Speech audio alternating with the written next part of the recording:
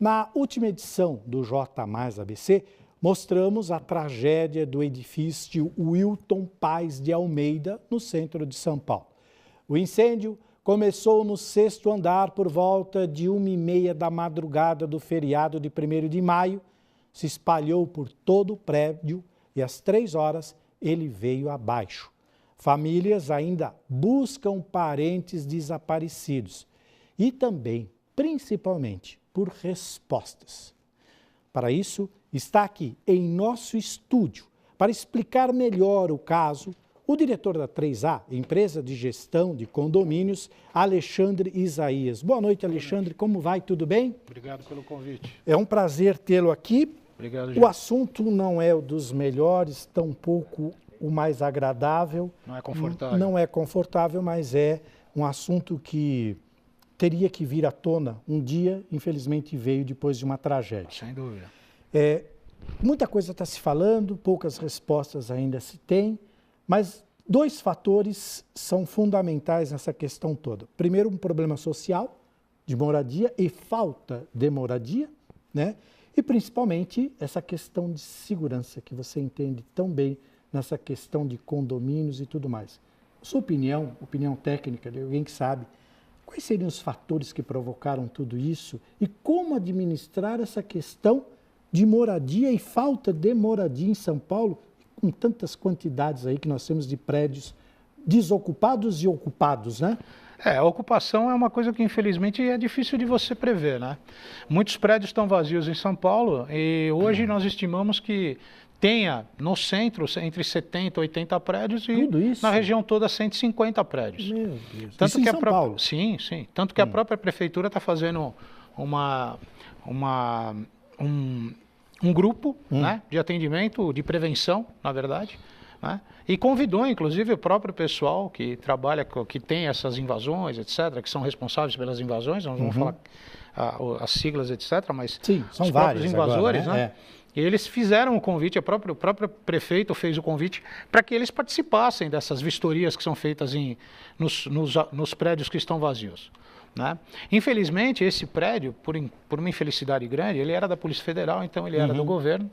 União, no caso, pela que eles União, falam, né? E infelizmente, pela burocracia, né? Isso se prolongou muito. Né? Em 2014 houve uma vistoria, em 2010 teve uma vistoria, e nenhuma dessas vistorias foram colocadas como vistorias claras. Todas elas impedindo o funcionamento, a moradia, enfim, mesmo porque aquele prédio não era destinado à moradia, era um prédio de escritórios, né? Então, a partir desse momento, houve a invasão, né, desse grupo e, como você vê em todos os outros telejornais que aconteceram e tal, se pagava até um aluguel para isso, né? Que é uma coisa absurda, né? Uma coisa absurda. E viviam em condições precárias de miséria e os aluguéis vinham de 150 a 400 reais. Pois é. O que acontece ali, Gil? Infelizmente, as instalações são precárias. Sim. Eles tiravam energia de um poste próximo, né? Foi falado num semáforo, né?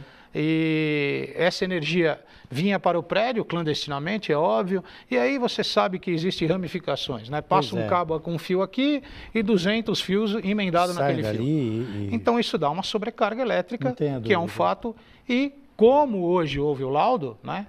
Inclusive informado a todos, que foi uma tomada. Bom, o capitão Palumbo, que é expert nessa área, né, no bombeiro, etc., ele é uma pessoa sensacional, muito inteligente nessa área, ele custa afirmar que foi o fato dessa tomada, né?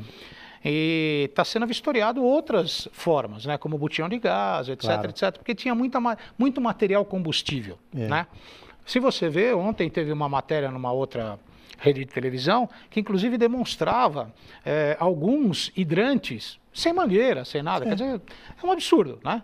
E como todos eram divididos por madeira, tapume, então o material inflamável é muito rápido, né? Você citou que foi no 6º andar, existem variações entre 5º e 6º andar, né? Não exatamente, eles não têm essa ideia exata, mas por isso que houve a propagação muito rápida desse fogo. Agora, Alexandre, para encerrar, porque o nosso tempo infelizmente é curto e o assunto aqui merecia muito mais tempo, você acha que agora é o momento, infelizmente é preciso acontecer uma tragédia, mas é o momento para as autoridades realmente sentar e resolver esse problema de falta de moradia em São Paulo, não só em São Paulo, como todo o Brasil? Meu amigo, eu digo uma coisa para você, Gil. Infelizmente, o Brasil está passando por uma situação muito difícil e precária. Todo mundo sabe disso porque o Brasil realmente está bem difícil. Os governantes que nós achávamos que eram governantes, que nós votamos, enfim, etc., nos deixaram na mão, infelizmente. Agora, eu acho, sim, que existe a possibilidade, como existem muitas pessoas boas, eu acho que existe, sim, a possibilidade de se ver melhor, com mais carinho, esse tipo de coisa. Você analisa 246 famílias, poxa, é um absurdo. É um absurdo, né? É um absurdo. Então, isso realmente é um problema de ordem social. Eu acho que existe a possibilidade de se fazer muito mais por esse povo. É lógico que eu não concordo com aquela história, perdi minha casa, eu quero uma moradia, senão não saio da rua. Não pode. Entendeu? Eu acho que não pode ser assim, né?